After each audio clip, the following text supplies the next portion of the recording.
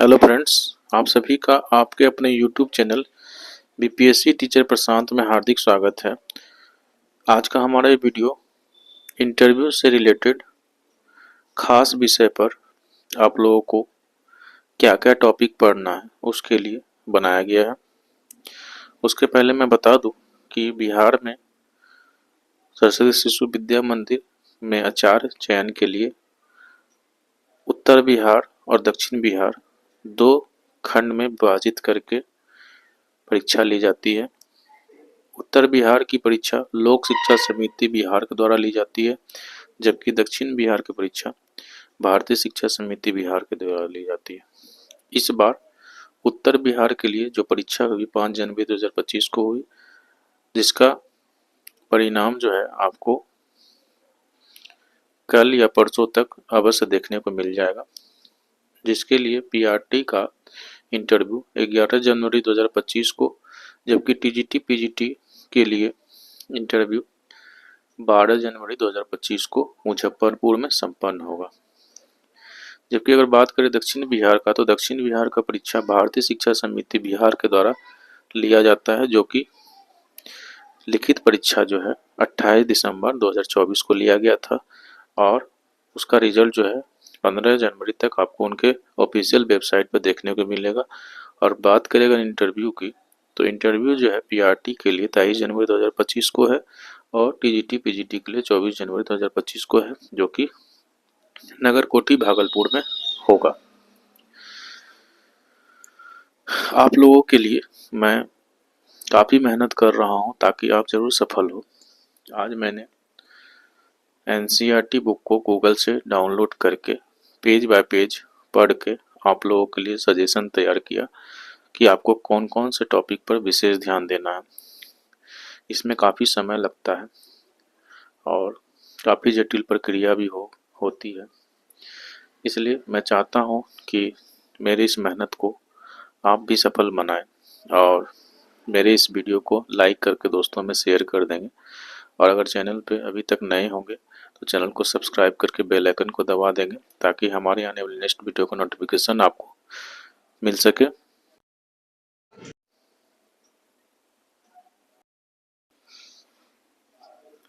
TGT भूगोल के लिए आप लोगों को क्लास 6 से 10th के एनसीईआरटी बुक पढ़ने होंगे।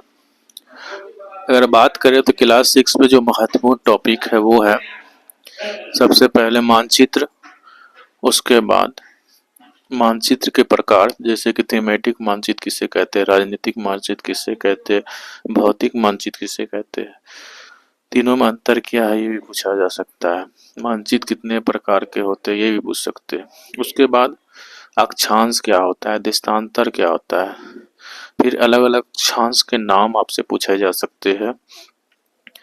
उसके बाद टाइम जोन क्या होता है, अंतर्राष्ट्रीय जो है तिथि रेखा क्या होता है, ये आपके चैप्टर है।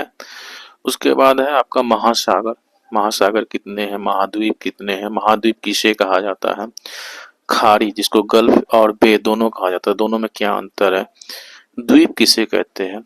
उसके बाद तीसरा जो चैप्टर महत्वपूर्ण है वो है पर्वत पठार मैदान, तीनों में अंतर क्या, कितने ऊंचाई पर आपको पर्वत बन जाते हैं और कितने ऊंचाई तक जो है पठार होता है, पठार का विशेषता क्या होता है, उसमें क्या क्या खनिज लवण पाए जा सकते हैं, मैदानी क्षेत्र किसे कहा जाता है, अत्यधिक ऊंचाई वाले वन के बारे में आपसे पूछे जा सकते हैं कि वहां पर क्या क्या चीज मिलता है। उसके बाद कक्षा 7 में हम लोग पर्यावरण के बारे में पढ़ेंगे, पर्यावरण के कौन कौन से घटक हैं, पारितंत्र किसे कहते हैं, जैव मंडल किसे कहते हैं, स्थल मंडल किसे कहते हैं, वायुमंडल किसे कहते हैं। उसके बाद पृथ्वी का आंतरिक भाग के बारे में पूछा जा सकता है, क्रस्ट मेंटल कोर किन किन धातुओं से मिलकर बना है, कितने कितने किलोमीटर पर यह फैला हुआ है। उसके बाद चट्टान कितने प्रकार के होते हैं, आग्नेय चट्टान किसे, आग्नेय चट्टान को इग्नियस रॉक कहा जाता है। उसके बाद आपको सेडिमेंट्री रॉक्स के बारे में पूछा जा सकता है, मेटामॉर्फिक रॉक के बारे में पूछा जा सकता है, भारत के कौन कौन से भवन है जो कि इन रॉक्स से बने हुए हैं वो पूछा जा सकता है, क्योंकि एनसीईआरटी बुक्स में उसका स्पेशली वर्णन दिया हुआ है। उसके बाद आपसे भूकंप के बारे में पूछ सकता है, ईपी सेंटर किसे कहते हैं, ज्वालामुखी से आप क्या समझ सकते हैं, उसमें क्या क्या चीज जो अलग अलग भाग के अंग के नाम पूछा जा सकता है।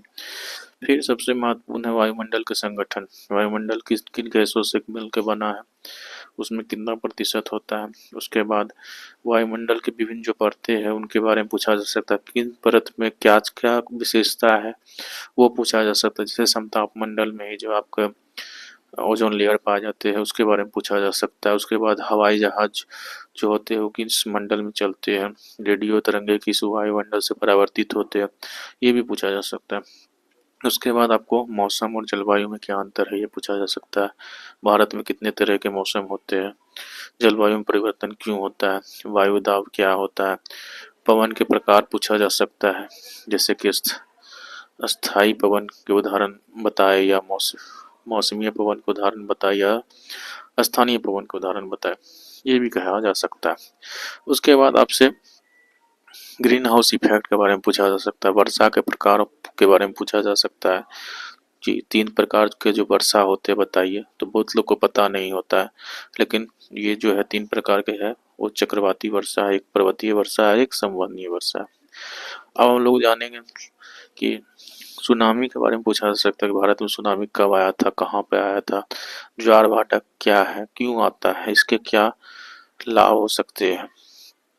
उसके बाद है महासागरीय धारा जो होती है ठंडी और गर्म, उसके कुछ उदाहरण आपसे पूछे जा सकते हैं कि कौन सी ठंडी जल धारा है, कौन सी गर्म जल धारा है।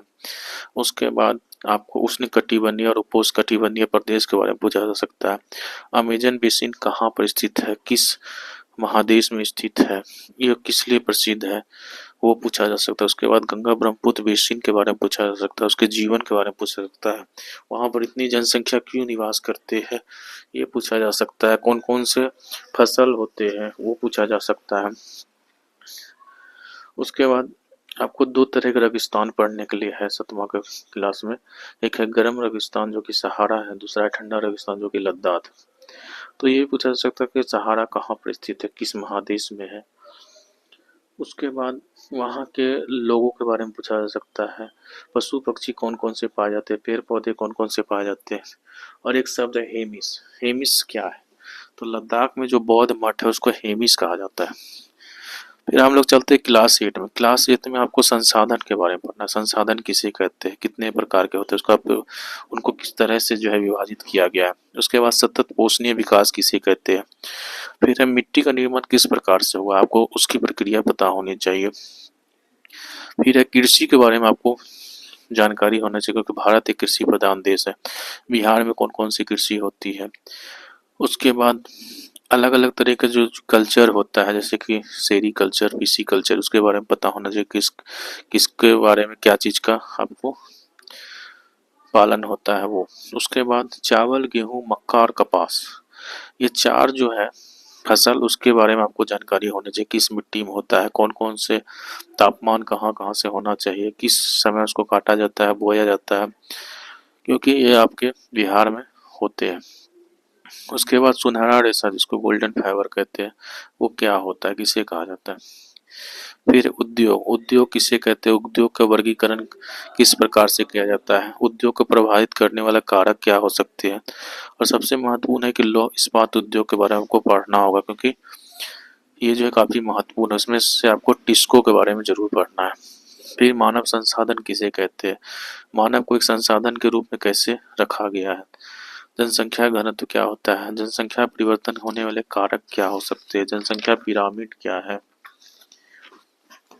फिर क्लास 10th में आपको है भारत की स्थिति, भारत की स्थिति जो है आपको अक्षांश और देशांतर में पूछा जा सकता है। उसके बाद उसके पड़ोसी देश कौन कौन से हैं, किस किस राज्य से जो है देश की सीमा लगती है। फिर है उत्तर से दक्षिण तक की लंबाई कितनी है, चौड़ाई, उसके बाद पूरब से पश्चिम तक की चौड़ाई कितनी है, कर्क रेखा किन किन राज्यों से होकर गुजरती है, भारत के कितने द्वीप समूह हैं अपने।